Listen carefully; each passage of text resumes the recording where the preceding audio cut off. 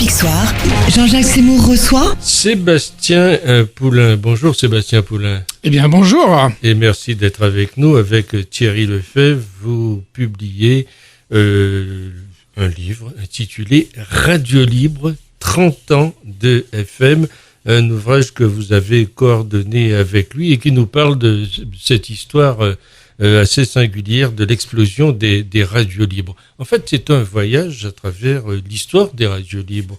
Je dirais même une grande épopée de l'innovation française. Oui, même une bataille, parce que vous savez qu'avant il y avait un monopole sur les ondes, et pas qu'en France, c'était dans toute l'Europe, ou presque. Et donc les radios libres, finalement, c'est une bataille pour obtenir le droit, tout simplement, de faire de la radio, d'émettre, de programmer, de produire, de communiquer à travers un média, la FM, à travers la FM qui existait techniquement depuis déjà les années 40-50, et qui était exploité par Radio France. Enfin, c'était pas Radio France à l'époque, mais je vais parler de Radio France pour simplifier. Et donc la radio publique utilisait déjà un peu la FM, testait, etc. Mais par contre, il y a eu une évolution technologique et économique, industrielle, qui a permis de fabriquer des émetteurs qui à peu de coûts, et donc de fabriquer des studios à peu de coûts dans les baignoires parfois, et dans les appartements des uns des autres, ou dans des vrais studios des fois, selon les moyens. Mais voilà, il y a disons une possibilité plus facile d'un point de vue économique et technique de créer de la radio et donc de lancer des aventures radiophoniques. Alors votre livre s'intitule 30 ans des radios libres. Alors même si toutes ces radios n'ont pas toutes 30 ans, il y a une date qu'il faut retenir, c'est 1981. J'allais dire que c'est presque une date emblématique, c'est-à-dire la libération de la bande FM. Oui, donc c'est donc Mitterrand qui arrive au pouvoir, et donc Mitterrand avait fait un peu de radio libre avant, dans une radio qui s'appelait Radio Riposte, depuis le siège du Parti Socialiste. Là, aujourd'hui, on parle beaucoup du Parti Socialiste, c'est l'actualité, c'est le buzz. Vous voyez, vous imaginez que à l'époque, pendant quelques heures, le siège du Solferino, a diffusé sur les ondes contre le pouvoir en place, parce qu'il considérait que le gouvernement en place avait un monopole de la parole sur les ondes, et donc c'était une manière de riposter à ce monopole. Les gouvernants parlaient d'anarchie. Ah voilà, donc là il y a toute une bataille linguistique ou langagière, je sais pas comment on pourrait dire. Alors voilà, l'anarchie, en fait, ce terme d'anarchie, il vient un peu donc du gouvernement justement, mais qui fait référence en fait à ce qui se passait en Italie, où c'est vrai que il y a eu à partir du moment où la Cour constitutionnelle a déclaré qu'il était interdit d'interdire.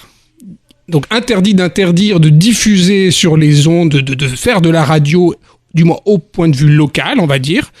Et à partir de ça, les radios ont commencé à émettre des centaines. Floraison, voilà, oui. des fleurs. Justement, on parlait de fleurs à l'époque. Oui.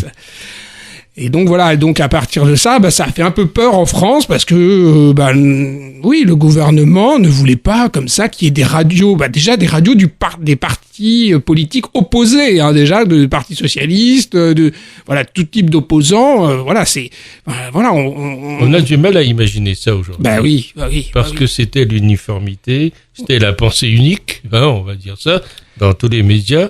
C'était le monopole, vous l'avez rappelé tout à l'heure. Et le problème essentiel, c'était quoi en 81 ? C'est la prise de parole de gens, finalement, à qui on refuse la parole. Exactement. C'est ça la révolution. Exactement. D'un point de vue audiovisuel, c'est-à-dire d'un point de vue, voilà, l'image, le son, la propagation en direct sur des territoires espacés, voilà, parce que bon, la FM, vous savez, les ondes ne vont pas très loin, mais malgré tout, voilà. Sauf si on a des relais, bien sûr. Voilà, avec évidemment les relais, il y a plusieurs types de relais. Aujourd'hui, évidemment, il y a Internet, donc on est tout de suite mondial. Une radio est tout de suite mondiale. Hein. C'est vraiment une évolution incroyable. Par rapport à l'époque de l'AFM où la radio c'était plutôt des fois juste le quartier, juste en bas de l'immeuble, le collège, le lycée, l'université, ou voilà.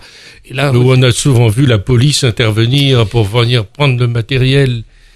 Et oui, les saisies, parce que il y a une loi de 78 qui punit les personnes qui émettent, quoi, qui créent une radio avec 100 000 francs possible, maximum, je crois, entre 10 000 et 100 000 francs, le juge pouvait, et donc il y avait une saisie possible du fait de cette loi de 78, la loi Leca, et donc à partir de là, c'est sûr que la police a agi. Il y avait aussi le brouillage, il n'y avait pas que la saisie, enfin il y avait plein de façons d'empêcher les gens de faire de la radio, mais c'était une bataille pour le coup. Et il y a eu des animateurs célèbres comme Mitterrand, vous l'avez rappelé tout à l'heure, mais aussi Laurent Fabius qu'on voyait. Oui, il est dedans. Il est à Radio Riposte. Ouais. Il est à Radio. On l'imagine pas comme ça aujourd'hui. Voilà. Président au Conseil constitutionnel. Au Conseil constitutionnel. Il a fait la radio. Ce sont des gens qui se sont battus pour ceux dont on parlait, ceux au nom de qui on parlait, ceux qu'on sondait, ceux qu'on interprétait. C'est ça, quoi. C'est qu'ils voulaient mettre à bas. Mais oui, parce qu'il y a toute forme de médiation. Alors, on parle de démocratie participative aujourd'hui, mais avant, c'était plutôt, on parlait de démocratie représentative, mais voilà, il y a quand même un système médiatique, déjà très, très parisien, hein, tous les locaux des radios, des télévisions. Alors, vous savez qu'à l'époque, il y avait des radios périphériques qui existaient, mais donc c'était RTL, Europe 1, par exemple, hein, mais alors... C'était Radio Antilles, Radio Jumbo, aussi. Radio Caraïbes aux Antilles. Ah bah oui, exactement. Oui, voilà. Oui. Mais donc ces radios, elles n'avaient pas le droit d'émettre depuis le territoire français. Voilà. Donc elles étaient obligées d'être à la périphérie du territoire français.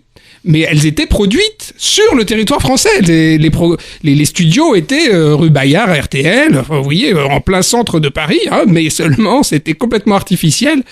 Mais en effet, c'était assez incroyable parce que en plus l'État possédait la Sofirad et donc à travers la Sofirad possédait aussi par les laquelle radios. Il contrôlait toutes ces radios. Et justement, qu'est-ce qui va amener le pouvoir politique à autoriser ces radios, à changer de point de vue?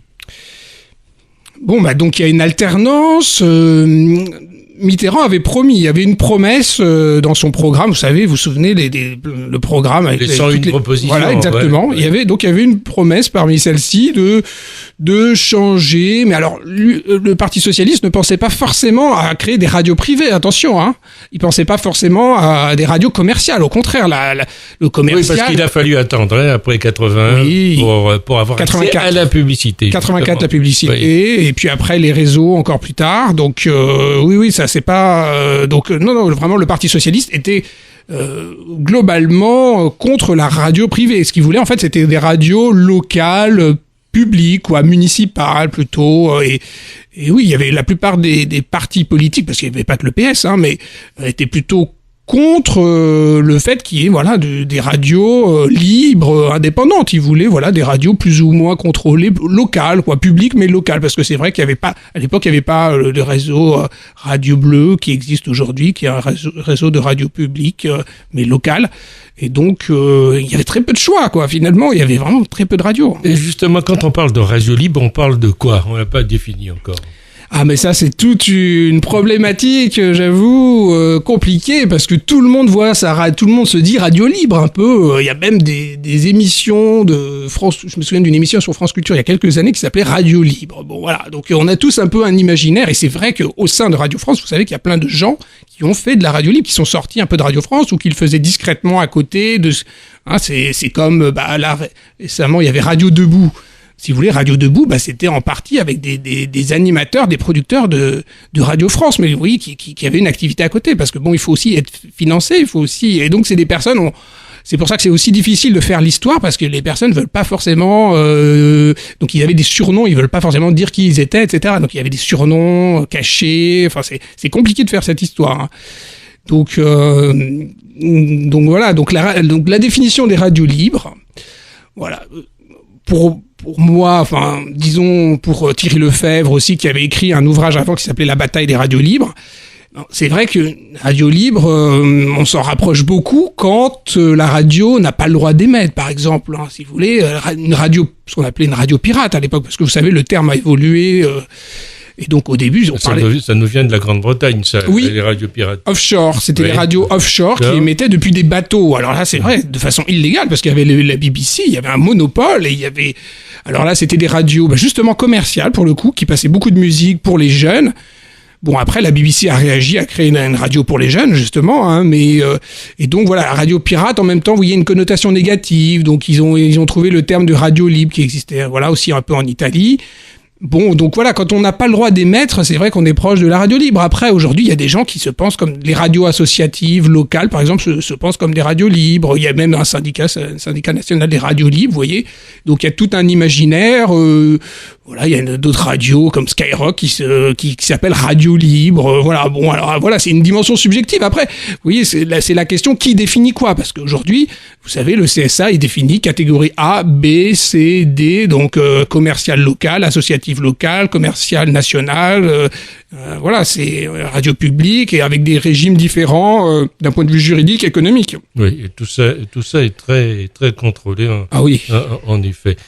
On l'a dit souvent, l'aventure radiophonique est avant tout quelque chose d'humain.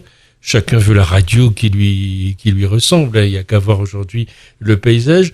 Mais est-ce que ces formes de médias qui sont lancées et lancées à l'époque n'ont pas servi au renforcement du contrôle social, au quadrillage de l'expression collective ?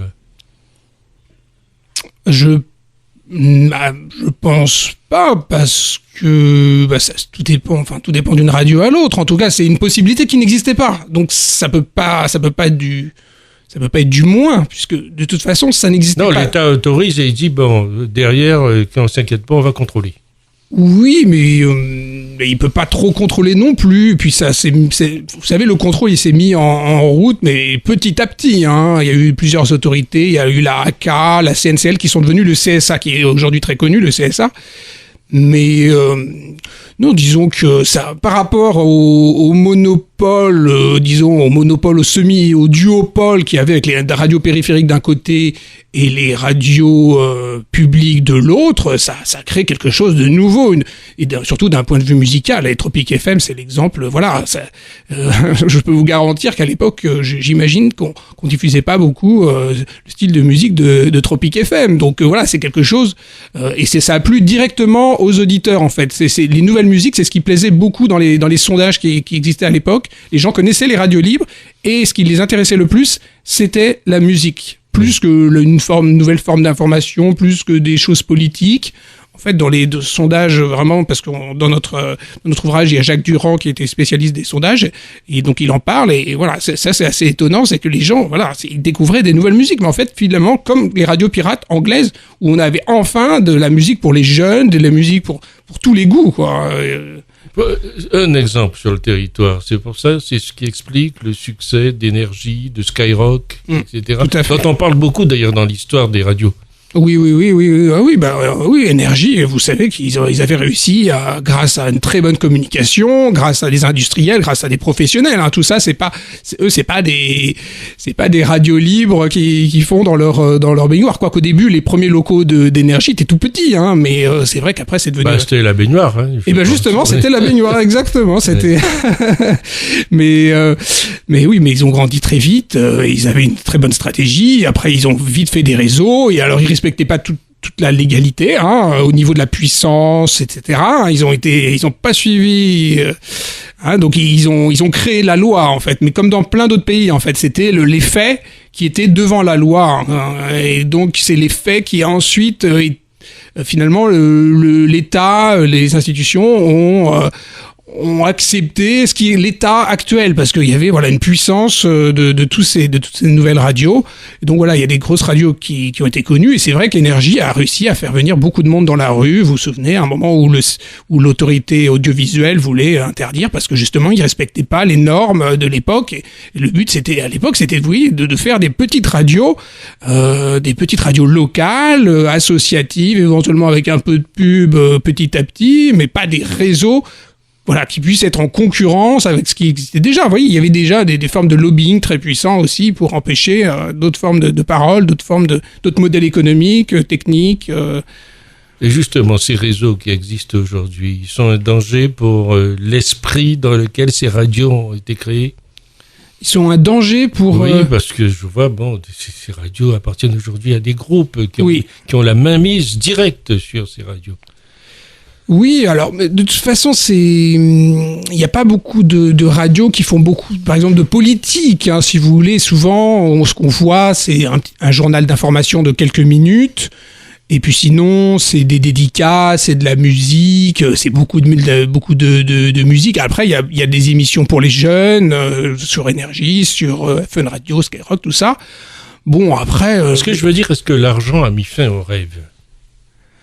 C'était la fin de certains rêves, les rêves de radio culturelle, artistique, politique. Oui, celles-là, elles se sont fait écraser parce qu'elles n'avaient pas les moyens d'exister. Et c'est vrai que si vous n'avez pas de moyens, ça joue un rôle fondamental. C'est un cercle vicieux, si vous voulez. Si vous n'avez pas de moyens, vous pouvez pas faire de la communication sur votre radio pour dire qu'elle existe déjà. Donc, mettre des affiches dans la rue, je sais pas, faire de la publicité ailleurs pour qu'elle soit connue.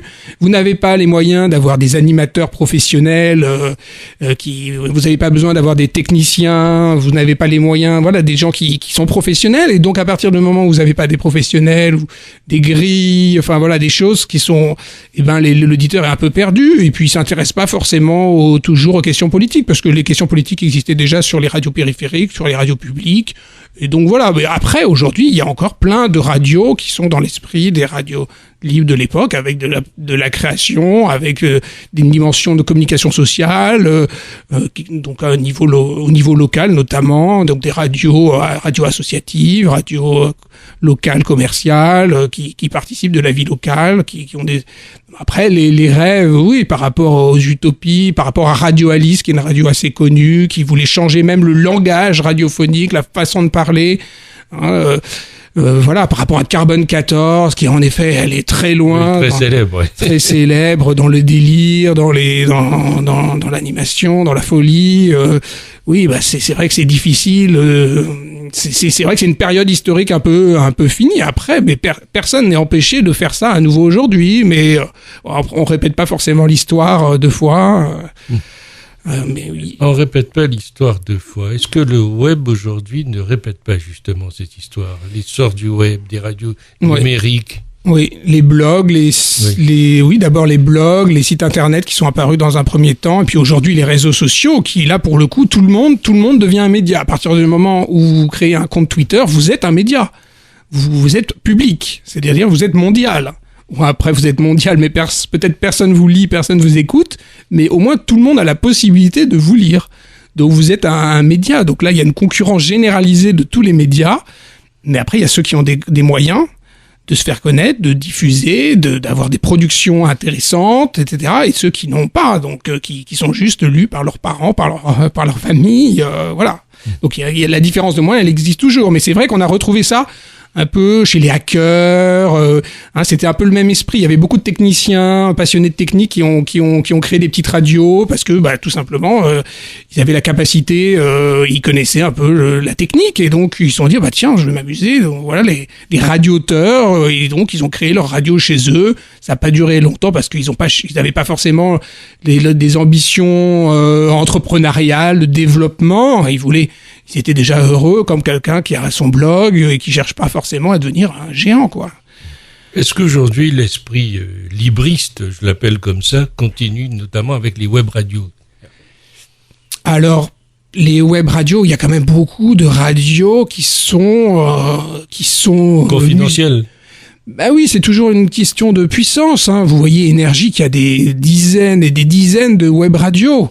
Face à ça, c'est difficile d'exister parce que là, pour le coup, c'est tellement segmenté avec une radio pour tous les goûts. Donc ça inonde le marché. Après, tout est possible. C'est-à-dire que vous pouvez aujourd'hui, avec votre ordinateur, créer une radio, mais c'est tellement facile. Je veux dire que tout le monde peut le faire. Donc personne n'est empêché de le faire. Mais après, c'est du temps, c'est du travail.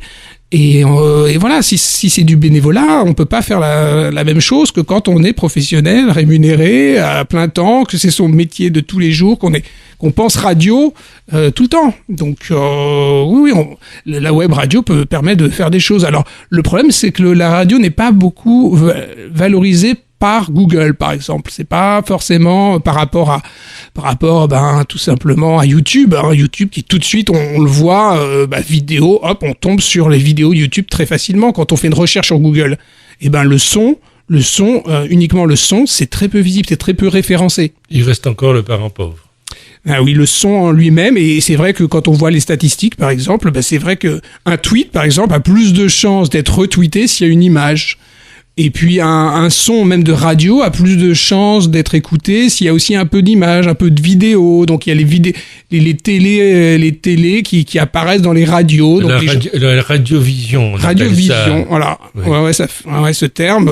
Dans certaines émissions, disons, c'est certaines émissions. Hein. C'est les émissions politiques parce que après elles vont être reprises, dans la journée par d'autres médias. Donc elles peuvent faire le buzz parce qu'il y a des invités, politiques de premier plan. Donc là, oui, en effet, la vidéo. Mais après, c'est minoritaire quand même. Hein, Et puis il y a des résistances. Il y a des gens qui n'ont pas envie de se faire filmer quand ils vont à la radio. Voilà. Et puis il y a des émissions, les gens veulent juste écouter parce qu'il y a une spécificité de la radio. C'est de la parole, quoi. Tout le monde n'a pas. Et puis pour l'auditeur aussi, les gens ils veulent écouter, du contenu sonore, du contenu parlé, mais ils veulent pas forcément voir les images des gens. Et puis ils font autre chose à côté, et puis donc c'est pas une nécessité la télévision, je pense. Radio Libre 30 ans de FM, c'est en fait la publication des actes d'un colloque. Oui. Il y a eu il y a 3 ans. Pourquoi vous avez mis autant de temps à sortir ce document? Oh, vous savez, parce que vous savez, c'est publier aujourd'hui en papier, c'est pas toujours évident pour des chercheurs. En plus, quand c'est un seul ouvrage d'un seul auteur, vous voyez, qui est susceptible de faire le buzz, qui est susceptible de c'est déjà un peu plus facile, mais quand c'est des actes de colloque, c'est-à-dire mis sur papier ce qui a été dit à l'oral une première fois, mais différemment, là, avec plus de références, avec plus de contenu approfondi, hein, c'est quand même des articles d'une dizaine de 20 pages très variés.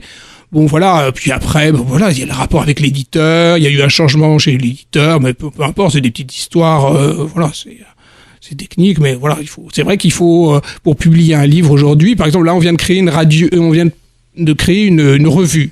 C'est une revue purement numérique, une revue qui s'appelle Radiomorphose, purement sur l'histoire, sur la sociologie de la radio, et du sonore aussi, donc une revue scientifique de chercheurs sur la radio. Elle est purement numérique, parce qu'aujourd'hui, le papier, c'est pas facile. Et là aussi, c'est une évolution, d'où l'intérêt de publier ce genre d'histoire. Oui. Merci Sébastien Poulain d'avoir été avec nous.